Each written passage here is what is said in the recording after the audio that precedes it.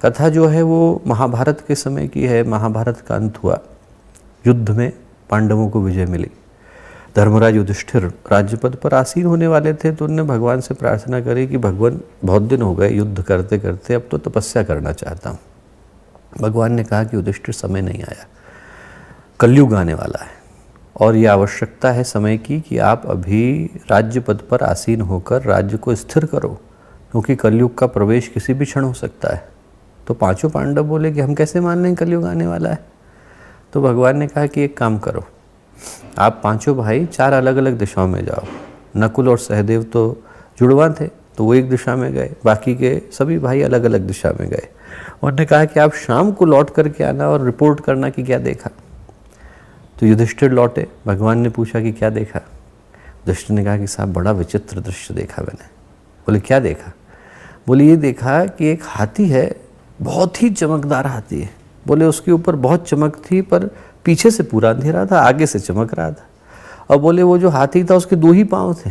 बोले 4 कान थे, 1 ही आँख थी और सरपट भगा चला जा रहा था। मुझे समझ में नहीं आया इसका क्या अर्थ है भगवान। तो भगवान कृष्ण बोले कि जो तुमने देखा युधिष्ठिर, वो कलयुग को देखा। बोले कलयुग में समय ऐसा आएगा कि बाहर की चमक तो बहुत होगी, भीतर से अंधकार होगा।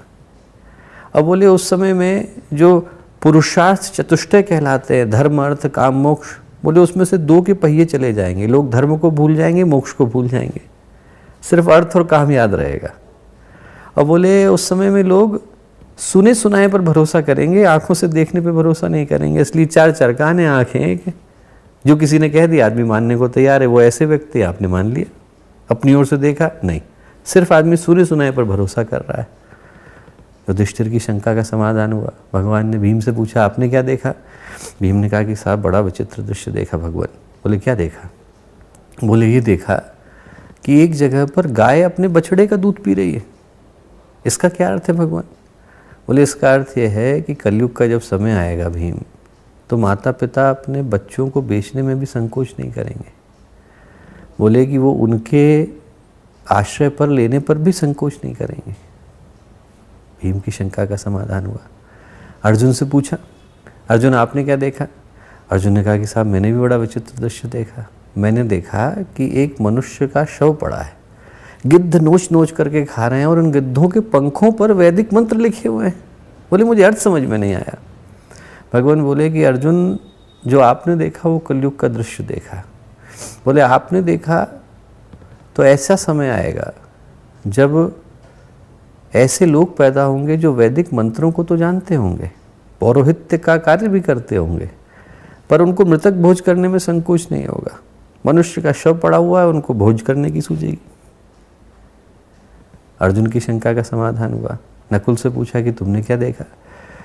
नकुल बोले कि साहब मैंने बड़ा भगवान विचित्र दृश्य देखा। बोले मैंने देखा कि 2 छोटे छोटे कुंड हैं और उन कुंड में एक बीच का कुंड भी है। तो पहले कुंड का पानी भी दूसरे में जाना चाहिए, तीसरे का भी जाना चाहिए, पर पहले का सीधा तीसरे में चला जाता है, दूसरा सूखा रह जाता है, जबकि दोनों की नालियां जो है दूसरे वाले में ही खुलती है। ऐसा क्यों भगवान। भगवान बोले कि तुमने जो देखा वो बड़ा कलयुग का मर्म का दृश्य देखा। बोले कलयुग में जब समय आएगा तो प्रशासन और कोषाध्यक्ष, बोले ये दोनों को मिलकर प्रजा को उनका वत्सल होना चाहिए, उनका पोषण करना चाहिए, प्रजा का पोषण करना चाहिए। पर प्रशासन और कोषाध्यक्ष आपस में पैसा बांट लेंगे, प्रजा को कुछ नहीं मिलेगा।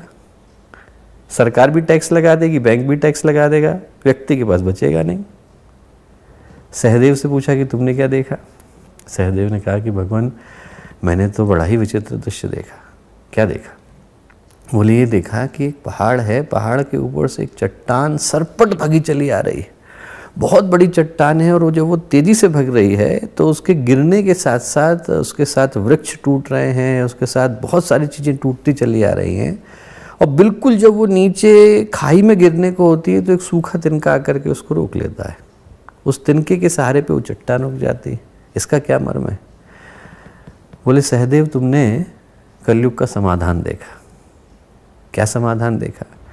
बोले जो तुमने गिरते देखा वो धर्म को गिरते देखा, बोले जब कलयुग का समय आएगा तो धर्म बुरी तरह से धराशायी होगा और उसके साथ साथ बड़े बड़े वृक्ष गिरेंगे, अहिंसा जाएगी, अपरिग्रह जाएगा, अस्तेय जाएगा, न्याय जाएगा, सदाचार जाएगा। ये सारे के सारे जो धर्म के आश्रय पर खड़े होने वाले मानवता के गुण हैं वो सब धराशायी होंगे। बोले अंत में सिर्फ एक छोटा सा गायत्री का मंत्र उस धर्म को गिरने से रोकेगा। 9 शब्द का 24 अक्षर का मंत्र, बोले वो जो नाम का जप है, वो गायत्री मंत्र का जप है, वो कलयुग का आधार है। तुमने देखा कि जब अंधकार ज़्यादा होगा तो उस अंधकार को थामने की सामर्थ्य सिर्फ एक मंत्र के अंदर आएगी, और आज का समय वही समय है। हमारे YouTube चैनल को सब्सक्राइब करें और बेल आइकन को दबाएं ताकि आपको नोटिफिकेशंस मिलते रहें।